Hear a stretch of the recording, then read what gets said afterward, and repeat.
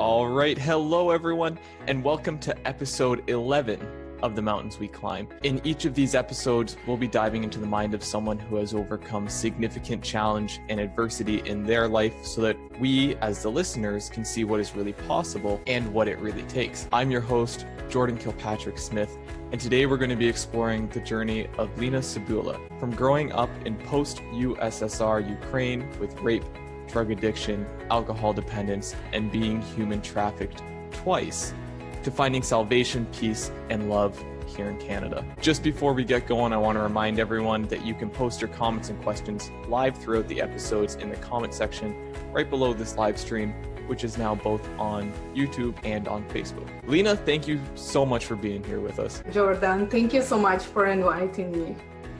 So where does your story start? Well, I could never imagine that that's what I'm gonna do publicly, but I like to do this because I want to encourage people and say that no matter what you've done or what you've been through or who you are, there's always hope. So my story starts probably at 6 years old. That's when my first clear memory.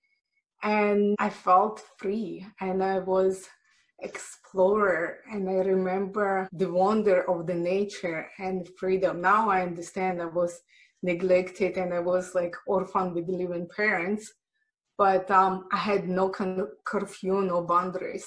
And I think that's what let me be free. And I remember that feeling of freedom. Later on, my grandparents stepped in and actually took me into their house because my mother had like another baby and they couldn't just pull her off to have us all, and plus full-time jobs as well. So my grandparents actually took me to travel. That's where my sense of adventure came with, because we've been exploring like something new and different and exciting.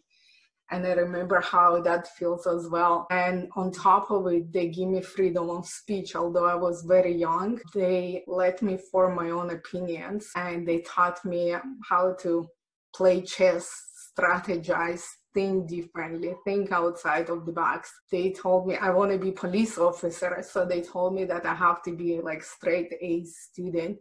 And I was so advanced because of my grandma's discipline and routine, that I actually was a straight A student until grade probably 7, 8.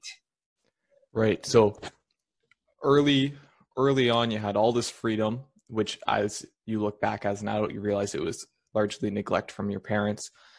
So your grandparents adopted you and they largely raised you. That's right?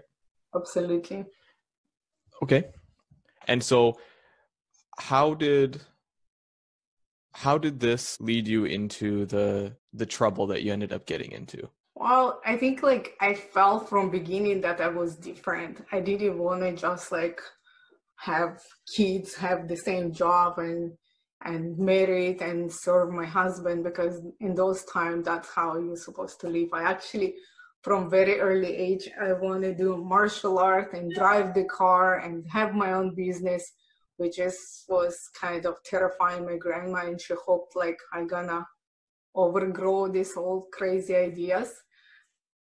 But when I come back actually home, probably like I don't remember like exactly like what age, because I was like between the homes like that time, but I didn't even realize how it's gonna impact my relationship with my mother, because she was very cold to me, because she believed I'm under the grandma's roof, and it actually was very hard. Like it's hardest relationship that I have in my life. It's with my own mother, but they really struggle. Now I do understand this because I am a wife and a mother. I do understand that she struggled in her relationship with my dad, and they live like in poverty too. And I have like, by the time they have 3 kids, and they struggle in their marriage as well. And I bet like she had postpartum depression as well, but nobody talked about that too. And they didn't have like God or community to actually support her.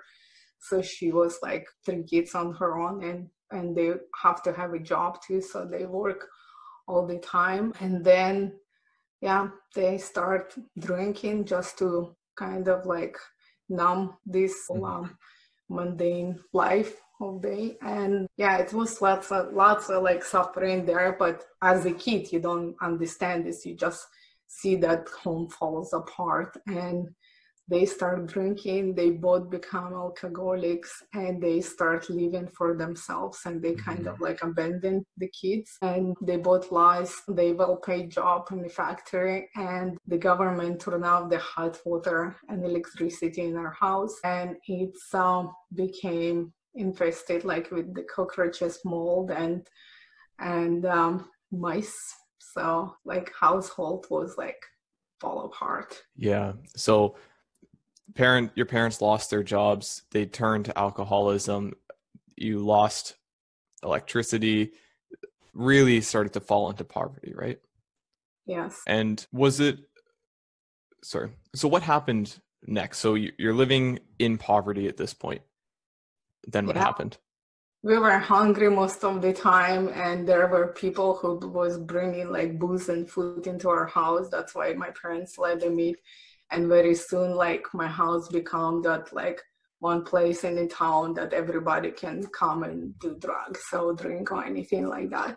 So from the early age, I become a prey, and I've been raped numerous times. And I realized no, my parents, no police, no government, not gonna protect me. And I thought that was like the worst of the worst. And I started drinking and smoking and just trying to like forget and just numb my brain for thinking like why this is happening, because I see my friends and their family and they are normal and they're like their parents not like that. So I thought that was like the worst experience of my life. I was like so traumatized. But one day I woke up with like severe abdominal pain, and it was like 1 month before my 15th birthday. And my mother took me to the hospital and left me there. And they discovered that I actually in labor, and I delivered a baby girl. I didn't know I was pregnant. I didn't know who her father was. And she had a birth defect because of my drinking and smoking probably, and I was so malnourished. For her to stay in the hospital and be taken care of by the professional, I had to give her a name and I have to refuse my parental rights. And that struck me like more than the pain of being raped, because now like I was responsible for this human being, for this innocent life that I have to abandon. And I suffered with the fact I thought like I'm just like my mother, like I'm just like her. Although like I was so broken, but I was 15-year-old kid, like nothing I can do. I couldn't support myself, not only the baby. So she passed away 3 months later because of her health complications. And I borrow money from my friends, and because like I want to bury her properly, because I felt like I owed her that. So when people was getting ready to celebrate New Year, excuse me, I actually bought the little casket like this, and I carried that casket in my arms to the cemetery. And that visual haunt me probably like for a very, very long time. So I remember like how they dig the hole in that very cold ground. And I remember the way the grief felt. Like I never ever felt anything like that. I felt like my heart just literally breaking. I had so much physical pain because my mind couldn't stop going on and on that I killed this baby. And the guilt and condemnation, and it was so heavy that I went in distress and I started drinking and I become an alcoholic. Yeah. I was drinking to the point that to black out. Yeah. So there's so much there that I want to ask you about with that whole section where, because you had gone from this straight A student who was living with her grandparents and doing well into poverty, alcohol, drugs, rape, burying your first child at, you said you were 15, right? Yeah. Okay. So I want to go back to when people started coming over to your house. When was the first time you were raped? How old would you have been? I was probably like just a little bit older than 13. Yeah. Were your parents aware of what was going on? Yeah, my father once said to the gangs, he said, like, just take her as long as you don't touch me. As He in dragged me out of my house. the guys did? Yeah, in front of my dad. That's why I harbor so much hate against him. And the cops, like, too, like, I put so many, like, whatever, like, complaints and try to fix this. But they say, like, oh, they see my address. He's like, oh, I know where you live. That I know who your parents are, because, like, the cops been called there so many times. So they say, I know who you are. So you probably, like, let them take you. Yeah. And then I was drunk and the cops, like, beat me almost to death. And I think that was my last time I want to be police officer. Right. Yeah. What was going through your head when your dad was like, just take her, just don't touch me? I want to kill him. I hate him so much. I'm thinking, like, I hate him, like, already before, because, like, I thought he's not a man. If you allowed your wife behave like this and don't, like, put your, like, foot down and just go run and hide, you are a loser, Yeah. like, you're nothing.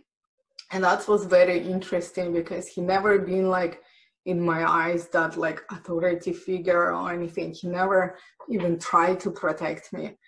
But later on, I understand, you know what? The guys actually take heartbreak so much harder than women. I do understand that my father just crazy was in love with my mother, and that's why her behavior just broke him. He just went depressed, and I do believe, like, he didn't even think clearly. He couldn't even comprehend what's going on. But now, like, I'm talking about this now when I already, like, feel so healed and we build the relationship back. But that time, like, I just hate him, because I thought he's not worthy to have a family, to have children, to have wife. And I felt that whatever he gets, he deserves. And so was your virginity taken through rape? It actually wasn't. It was actually taken through stupidity. And I was like 13 years old. And I think in some crazy point, I'm glad that I decided to give that away first, because, like, the rape happened just, like, very soon after. And yeah, I think that would be, in a stupid sense, that would be, like, even, like, more traumatic. But I did it because my friend did it. So I had the boyfriend that time, and we kind of, like, all together decide that's what we're gonna do.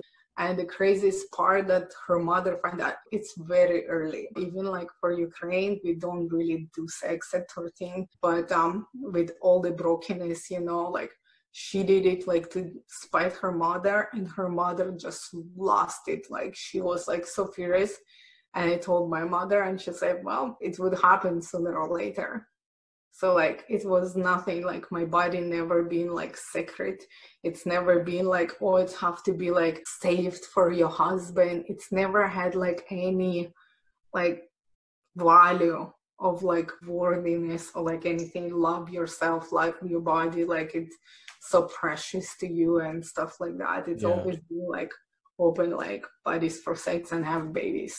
Yeah. And so you mentioned, I think I heard the word they when you were talking about they pulled you from the house when your dad said, just take her. So it was multiple guys. That was the gang that usually, like, mafia or whatever, like, they just come, like, party and do drugs, and that's why I was a toy. Right. And I'm trying to wrap my head around it, because it's such a horrific thing to have happened to you at such a influential age in your life, right? Did that start to become normal for you? Like, did you start to expect it, or was the entire time, was it like, this is awful and I, like, fight tooth and nail? You know what? Like, in the beginning, I was like, I was so broken, like from the beginning, that I still like, I was like, try to run away, try to save myself. I try to like do all this stuff because my mind say that it's not normal. But then I just started drinking and I didn't care. I didn't care like what happening to me. I didn't care where I wake up. Sometimes it was the hospital, like when I was like beaten and raped. Sometimes somewhere else, like where I don't know like how I end up. Everything like got to the point that I don't care. I don't think like I ever thought like I want to die, but I never thought like, wow, living is awesome. Yeah, I hear you. And what was going through your mind the moment when the doctors told you that you weren't just pregnant, you were also going into labor now? Honestly, like it was so crazy. I never felt like pain like that in my life. I felt like all my bones breaking, and I was in so much pain. And I think it happens actually like day prior, that I'm thinking like something's wrong with me, something's wrong. And then my mother was home that time too. And the craziest part, this is like one time she was actually like kind to me because I was like with pain. And then she's like, okay, you need to go to the hospital.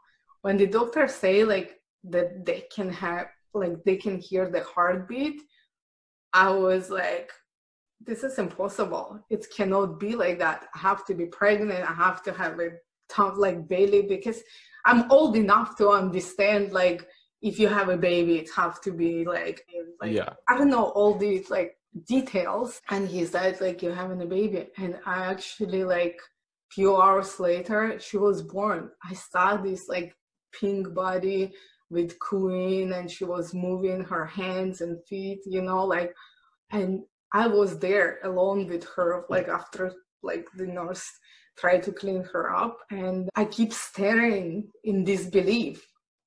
Like I keep thinking like how I didn't know, like how this is possible. Now, although like I watched some of the programs and they say I didn't know I was pregnant, I'm like, this is 100% true because this has happened to me. You know, so it's kind of like very like traumatizing to find out. And plus like most of those people on TV have the spouse and they're happy to have a child, miracle baby and all this stuff. For me it was the shock because I had no one in my corner. So like there's no way, like even my mother when she came, because for me to sign out as parental rights I have to be with the parent because I was like underage. Yeah. So she goes to me like who gonna raise her? You? Are you bringing her home? Not in my home.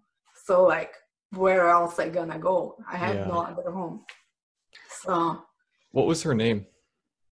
Ksenia. Well, it's the long name is Oksana, but Ksenia it's like more like cute names, sweet names that we give the kids. Yeah. Yes. And so around New Year's Eve you bury her. And what happens after that? I start like looking for something to actually like numb my brain. I was like so tired of like beating myself up and thinking like about this. And it was like broken record. It was like same thing like over and over and over.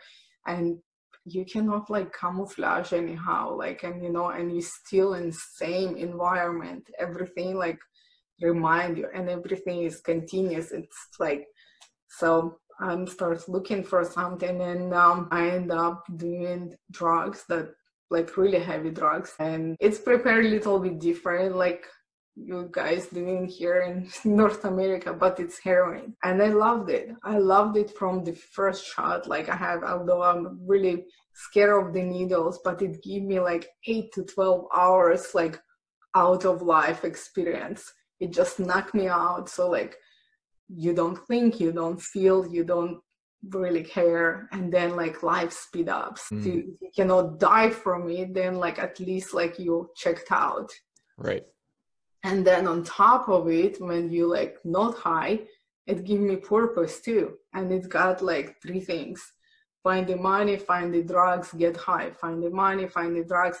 And it's got simple in some kind of way. And I don't know what happened like in that period, but yeah, I was like kind of left alone. Maybe because I was like drug addict, and maybe because my parents divorced and they sold their like apartment, like, so it was no place anymore to go, you know, like. But in that period of time, I was like on drugs for a very, very long time.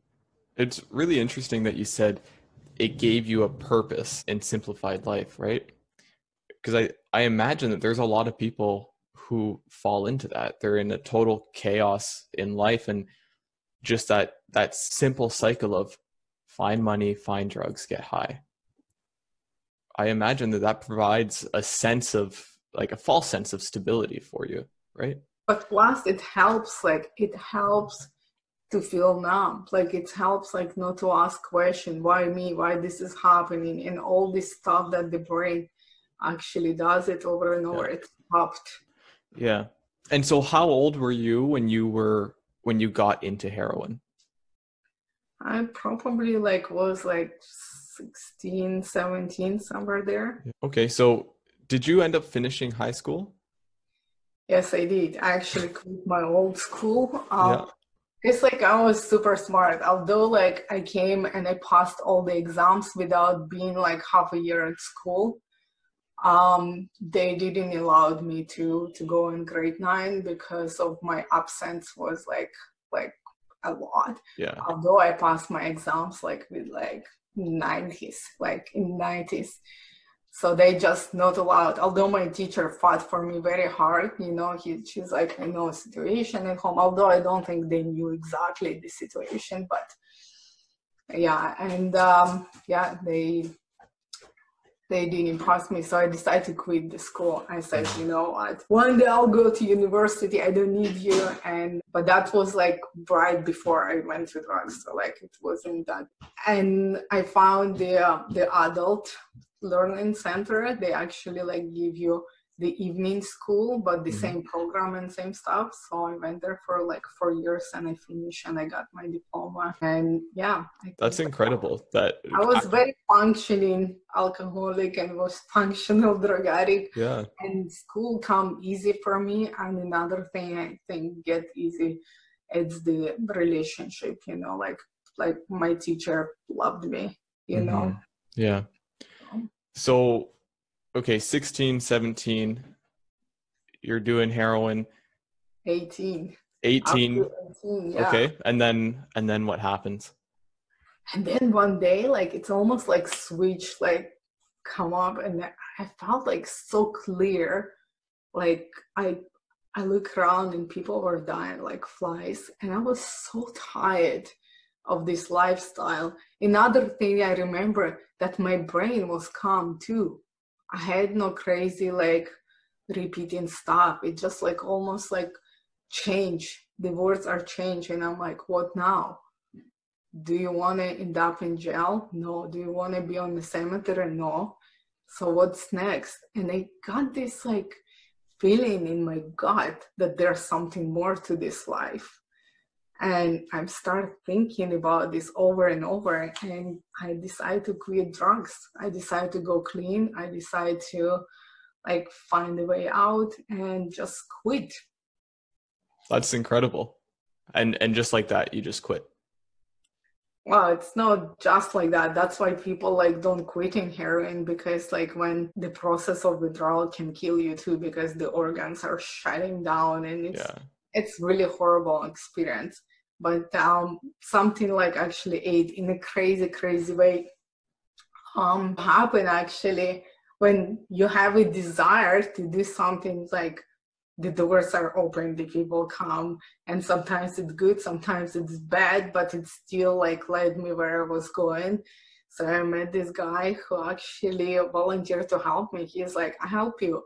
I couldn't be in my city. I know like if I continue to be like, I never get out. And he introduced me to his friend, and she was like super like fancy rich lady. And she said, I can offer you a job. You can make money, you can get out from the streets and all that stuff. And I said yes. I was so eager because in my like hard. I was like, opportunity. This is Mm-hmm. opportunity. And I took it. And I don't remember like any car ride. I don't remember plane rides. I don't remember customs because I was still high. All I remember, one day I woke up and it was so damn hot in this room, and I heard this call to prayer, Muslim call to prayer, Allahu Akbar. I was like, what? Like, what is that? And it was very loud and very hot. And there's another thing, that it was winter, so I was like wearing like winter boots, my plaid shirt, my jacket, my jeans. And it was like summer day. I'm like, yesterday was winter. So my brain kind of like cannot comprehend like this change. And yeah, I ended up in Egypt. I was in Cairo. And that's what like next day actually, like I started feeling really sick. And it took me probably a week to get through withdrawals. And it was not a pretty picture. Now I kind of like think that to imagine this, you know what, because I know what the labor pain is. So if you take the labor pain and the worst stomach flu and combine them and handle this for 7 to 10 days, that's how withdrawals feels. That sounds awful.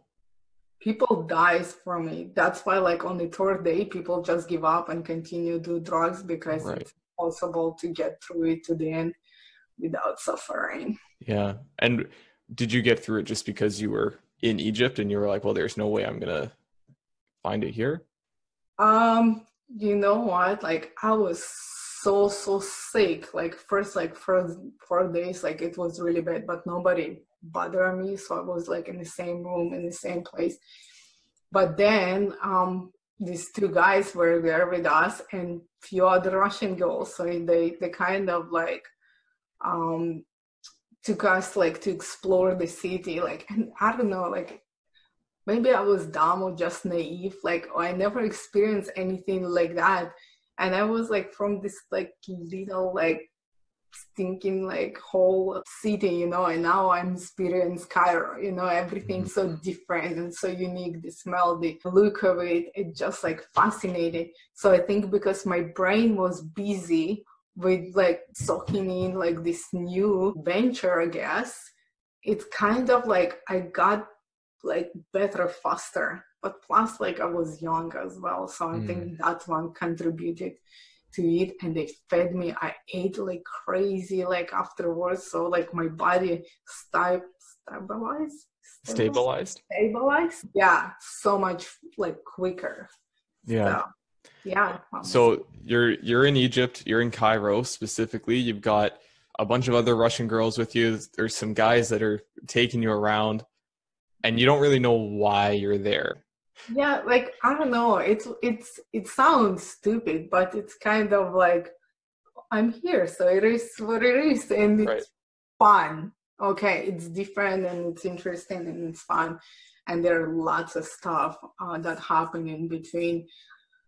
Until like one day they just brought us in the middle of this desert and drop us off in like some like Bedouin tent with two scary Arabs with guns and left us there. I think that's first time where I'm with my clear mind thinking, I'm screwed, like something like bad happened and I am not free. And then what? So what happens? Yeah, then I think like this is first time when the fear start like settling in my heart. And then in the middle of the night, they forced us to crawl under the barbed wire to cross the border. And I ended up in Israel. And they brought us in the Brothel. And from there, they sold us in different places. So I was sold in human trafficking. And when you realized that that's what had happened, and you realized I've just been kidnapped and sold, what was that like for you? You know what? I don't think like I was like really normal human being thinking like, oh my gosh, this is bad, this is happening. I actually was glad that I'm not home and I'm not on drugs. That was like the main thing. And the most like, I don't think I'm evaluate like this very much, all I thought, I'm alive and I'm better. Mm-hmm. That's went through. Although later on, like we have some girls and they were talking and they say, this is important part right now. If you're gonna be sold like in really bad place, you can be dead and like you gone. But there's other places where you can actually like make money and have some like freedom. So I end up in the family business, and actually I have a bodyguard. Nobody could rape me, nobody could beat me, nobody could do anything to me that I would not want them to do to me. Like I don't know, like I almost like I have control, some kind of like control in this, and I made money and I was clean and I was fed. And then I start like literally thinking, now the time I'll buy myself a jewelry. So I started buying like gold and diamonds and fed me like from the best like restaurants. So that was a upgrade for my home. Yeah, absolutely. So your thought process was, I'm just happy to be alive. And you focused on the positives here. You were like, all things considered, I'm in a pretty good position. I've got this bodyguard. No one's doing anything that I don't want them to do. I'm making money. I'm actually living life, right? Yeah. So I just want to take a quick pause, let you know, Sue says, Lena, your strength continues to amaze me. And Mark says, thank you so much for sharing your story with us. So, okay. So you went through poverty, rape, had to bury your child, trafficked to Egypt, and then to Israel, and you ended up in this brothel. Yes. And how long did you spend? How old were you at this point, and how long did you spend there? I was there almost like close to 2 years. And how old would you have been? I was 18 because I just got my like traveling passport and stuff. So I was 18, so almost 21 when I come back home. So there's something really like amazing happened. That's why I'm thinking like God is so good, because one of my bodyguard actually shared gospel with me. It's the story of God, and he brought the Bible, and he talked to me freely about it, and I was fascinated. I'm thinking like, really, God cares for me? Like I'm like wicked, crazy person. And I actually liked it to be wicked, because like for me, like in my world, use or be used. And right. I'm so don't want to be victim. Although it's like psychologically something like, I think like upside down thinking like, but I felt that give me like more control if I believe that I'm using them. So I actually thought, wow, like this God answered the prayer and he loves the sinner and all this stuff. But I was curious because the guy who talked to me, like he was always like glowing. I'm like, I never like met anyone like this in my life who had like so much passion, and it's no money, no drugs, like it's nothing like so tangible that you can actually like prove the people that's what I have. But he's like whatever, like if he dealt with the problem or just talking to the girls, he was like just almost shining. I don't know how to explain this. And it was attracting me, so I want to know more. And then something really bad happened back home. My grandfather had a heart attack, and they say like they need a miracle. And I kid you not, all I was thinking like about this guy's God, because I'm like, I need that God to make a miracle, because the doctor said that's it. So he was in a coma, and now my bodyguard, he took me to Jerusalem, to the Wailing Wall or Western Wall. That's where people pray for miracles. And I prayed probably like for like over an hour, and God heard my prayer and he healed my grandfather. The coolest part, not only like he been healed, he had like no any symptoms of stroke. He was like so alive and well. And I knew in my heart that God actually heard my prayer, because they keep saying like, this is miracle, this is miracle. They being the doctors? Yeah, the doctors, because they like, we cannot explain this. Right. And I knew that it was God, because like, yeah, it was like miraculous. This supernatural power actually heard my prayer. And I was talking to my friend another day. I'm thinking, and I asked her like, how God answered the sinner prayer. She said, because God looked at the heart. Because God doesn't look who you are and what you do. Like, that was from my heart. I really want him to survive. And that's actually I think that moment changed my like perspective on what I'm doing and who I am. And I want to get out. And I actually, because I already pay up all my debts, I've actually been let go home. So I decided to go home. The To crazy Ukraine. yes. The part about it, my other bodyguard, he said, you know what, they're gonna search you, so don't bring your like jewelry and money and stuff. So I packed the box because he said, I will mail it to you. And I packed the box with all my jewelry, diamonds and gold, left it to him. And when I come home, I send my money to my aunt. So I thought I'm gonna buy apartment like and get like start some my new life. But end up she spent all my money. She stole all my money and spent it. And the guy in Israel never sent me my box. So they ripped me off, like, and I was poor again. And Dang. really, it was like so bad. I never felt rage that deep in my heart as that time. So I didn't want to end up in jail and I don't want to kill anyone. So I actually went on drugs again because I remember I have like one gold bracelet that I still left, and that's why I went and sold it and started doing drugs again. But that time for me being away from the city, like heroin, like swallow my city. And I end up, all of my friends end up on top of the like drug lords and mafia and stuff. Yeah, so that's convenient. yeah, it was so convenient. So I became very fast. I became the right hand of the number one drug lord in the city. And I had like unlimited amount of drugs, money, influence, everything that I ever craved. It was there for me. So, your story is wild. So, I'm sorry. Like movie. It is. It is. I'm really looking forward to the movie that comes out from your story because I just want to be conscious of time and keep us moving through here. But you built up this little bit of wealth for yourself in Israel. You're like, okay, I'm going to get out of this brothel. I'm moving back to Ukraine. I'm going to start a life. You go over there. Your aunt stole all your money. The guy in Israel stole all your possessions. You're back and you're like, oh my God, I have nothing again. And then very quickly, you become the right-hand person of the number one drug lord in your city. Then what?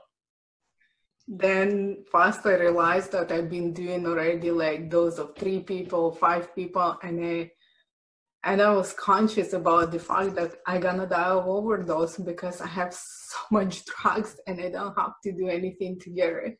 Yeah. And it freaked me out and I decided to quit. I think like it was like a couple years later though. So you lived this real fast high life for a few years and then you said, that's it. I'm gonna die if I keep down this path, and you decided to quit. Yes. So I left my city and I went to Kiev, but I quit. I actually did stay with my friends for a week and I come out from heroin again by myself.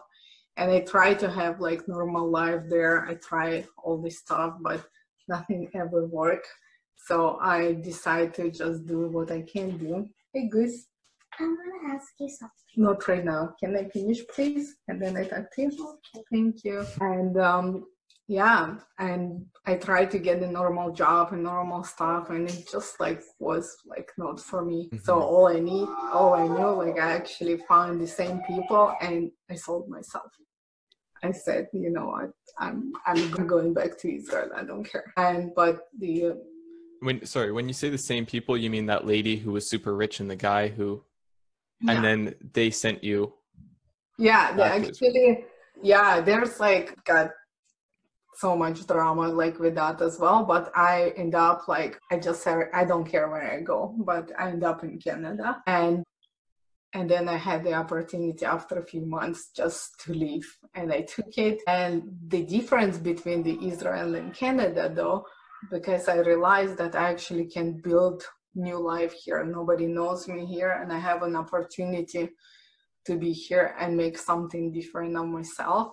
And I think by that point, I already was seeking the way out. I was like trying to be something more, something normal, something more by day, not by night. And I got the opportunity to go ESL classes, like from level 0. It was very hard because it was like kindergarten for like old people. ESL is English second language? Yes, second language, yeah. And but I did very well first like few months. So they upgrade me like to levels, like, so I was at level 4. Then I met my best friend Tom, who said to me like, what do you like want to do for a living? I can help you. I said I would like to be a hairstylist, and he found for me government credit school with the cosmetology program. It's 1 year, and I went to apply in the summer, and the lady at the reception desk asked me, like probably with my thick Russian accent, she asked me what level English I am, and I said 4, and she said, you know what, you're not gonna pass because your English not enough. And I was so angry inside because I said to myself, who do you think you are to tell me what I can and cannot do? You don't even know me, but I need that application. So I was trying to be nice. I'm like, you know what? I said to her, if I fail, it's gonna be on me, but at least I know that I tried. Yeah. So she gave me that application, and I just got my first job at Canada Wonderland.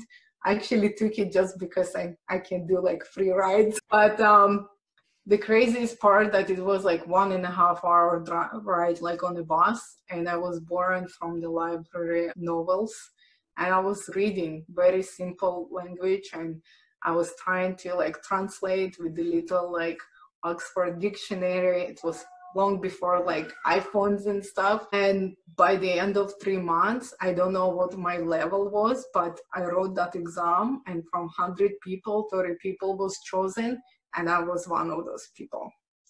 And then there's the craziest part, the cosmetology book, like this big. I already was. That's a few inches for the people that are listening to it. So it was pretty big book, and I was reading without any dictionary, and my usual like, you know, average like scores was like from 90s, like high 90s. So, and I passed my hairstyling exam from like 2 hours, 200 question from first time with 72%. Congratulations. That is amazing to go from a life where, you know, like most people would never escape from even a portion of what you escaped from, right? And you came to Canada, even though it was through trafficking that you ended up in Canada, you were like, you know what? I'm going to go build a life for myself. And you did. You accomplished like the impossible. Yeah, but I believe like it's all been like God's plan, because he wanted me to be here. And yeah, that was amazing, because while I was in my hair school, I actually went to Taekwondo school, and I got like my black belt. I was learning how to drive. So I was like so independent and achieving all my medals and trophies and diplomas, while young boy fall in love with me. And I'm thinking like, that's not the right time. And I was never about serious relationship, because I know that the man that I was looking for probably doesn't exist, because I set my bar so high, knowing how like men actually are. I just create this like impossible list of like who my man's supposed to be like. And this Christian boy just like start courting me, and was so amazing, because for the first time I actually felt like a girl, and he didn't see like all my rough edges, obnoxious attitude and all that stuff, because I was trying to learn how to behave properly, because I never learned how to be like normal human being. I tried to like figure out everything by myself, but he treated me like a lady, and it was like very, very interesting. And I fell in love with him, and later on I got pregnant, and we had a baby girl. And honestly, by that time I thought like, that's all my dreams now come true. So I have like profession, I have a husband, or that time boyfriend who loves me. I have home, I have food, I have clothes, I have this precious child, and she's healthy after everything like I went through. And I thought, that's it. Now I'm gonna have peace and love and comfort. But it hit me like a truck, because first time I was clean and I had postpartum and I was alone. I had no one to help me. And my husband, the time boyfriend, he was working 24/7 to provide for the wife and the child. And I was alone. My English was like still not enough to just come out and figure out that they have like some kids clubs or wherever moms get together. So it was very rough couple years.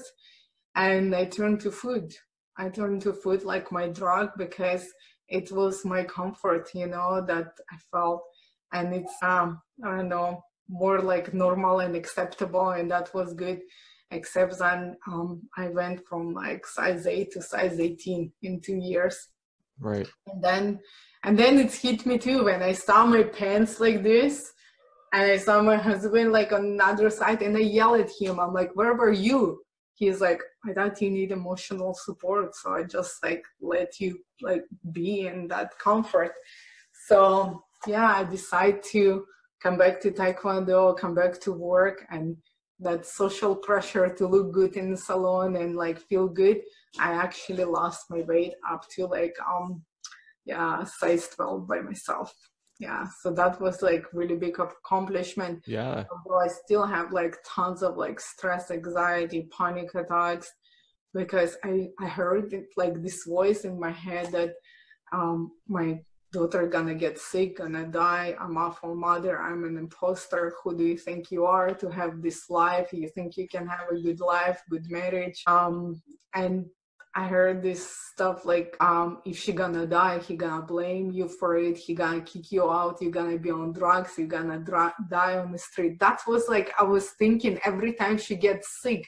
So I treat her like this glass little doll, and I had so much paranoia that something happened to her. Well, it makes sense why you would be having panic attacks if that's what was going through your head, right? Like as you were having those thoughts about everything that I've built, all of this amazing life is going to be taken away.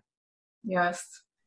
And so, then I mentioned this because that's like the best, it's culmination of my story, because we went to church only because I want to try to impress my boyfriend's family. But end up, I give my life to Christ. Literally, I felt like when I prayed the prayer of salvation, like that my heart got so much peace and forgiveness and redemption. So since then, actually, like my life been transformed. Now I'm a mother of 3 beautiful children. They are healthy. I have a healthy marriage, healthy home as well. And I had in salon and my black belt, but the most like I'm proud, it's my book that just came out last August, and it's called Miraculous, and it's my spiritual autobiography where you can actually read my story. And I give it all to God because it was like 4 years therapy, because I never talk about this. And me and God had 4 years of crying, laughing, and actually looking back into my past, but from the new perspective when I already healed, redeemed, I'm mom and I'm wife, and to actually have compassion for my parents, for my family, for my past, and most importantly, for myself. So I could forgive myself and forgive others, and I built relationship with my father and with my mother. So that's when the past is healed. I feel like right now I'm 100% like healed. Yes. And it truly is miraculous. For everyone listening, I cannot recommend reading her book enough.